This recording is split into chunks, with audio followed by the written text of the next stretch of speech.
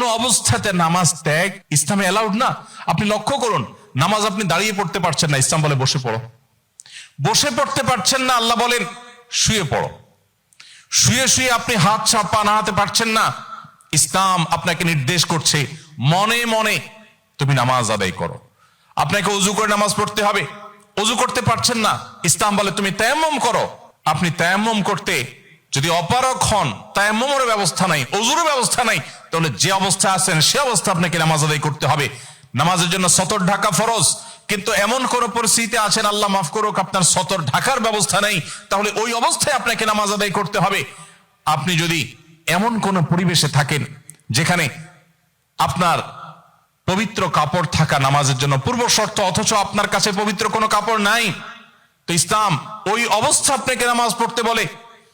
কেবলার দিকে ফিরে নামাজ পড়া ফরজ, কিন্তু কেবলা কোন দিকে আপনি জানেন না, জানার কোনো উপায় নাই, কাউকে জিজ্ঞেস করেও জানার ব্যবস্থা নাই, আপনার কম্পাসেরও সার্ভিস আপনার কাছে নাই, কোনোভাবে কেবলা নিরূপণ আপনি করতে পারছেন না।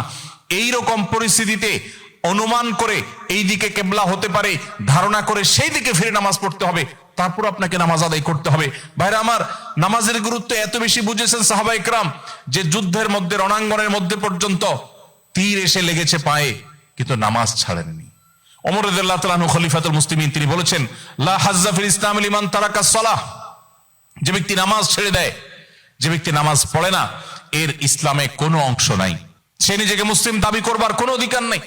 এই জন্য ভাইরা আমার, আপনি অন্য অনেক কিছুতে ছাড় পাবেন, রোজা রাখতে পারছেন না, আল্লাহ রাব্বুল আলামিন কোরআনে কারিমে বলেছেন ওয়া আলাল্লাযীনা ইউতীকুনাহু ফিদিয়াতু তুআমু মিসকিন। কিছু মানুষ রমজানে এমন অবস্থা আছেন যে এখন রোজা রাখতে পারছেন না, তাদেরকে আল্লাহ বলেছেন ফামান কানা মিনকুম মারিদান আও আলা সাফারিন ফাইদ্দাতুম মিন আইয়ামিন উখার।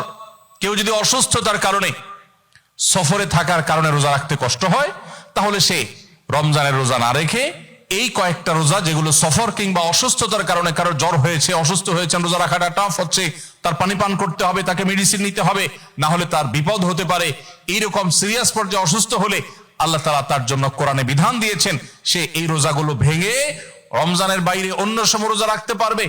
আর যদি কারো রোজা রাখার ক্ষমতা একেবারে শেষ হয়ে যায়, ওয়ালাল্লাযীনা ইউতীকুনাহু ফিদিয়াতু তুআমু মিসকিন, কারো রোজা রাখার একেবারে ক্ষমতা নেই, তিনি অসুস্থ হয়ে পড়েছেন, বার্ধক্যজনিত কষ্টে তিনি বয়সের শেষ প্রান্তে এসেছেন, রোজা রাখতে পারেন না, আর এই ব্যক্তির জন্য রোজার বিকল্প হিসাবে খাদ্য বিতরণ করতে বলা হয়েছে। মিসকিনকে, একজন মিসকিনকে একদিনের খাবার দিয়ে দিলে একটা রোজার বিকল্প হয়ে যায়। এইরকম ব্যক্তির, যে ব্যক্তির রোজা রাখার ক্ষমতা নাই বার্ধক্যজনিত কারণে, অথবা এমন অসুস্থতা যে অসুস্থতাতে কখনো আর সুস্থ হওয়ার সম্ভাবনা নেই, তার জন্য ফিদিয়ার ব্যবস্থা রেখেছে ইসলাম। কিন্তু নামাজের ব্যাপারে ইসলাম কোনো বিকল্প দেয় নাই।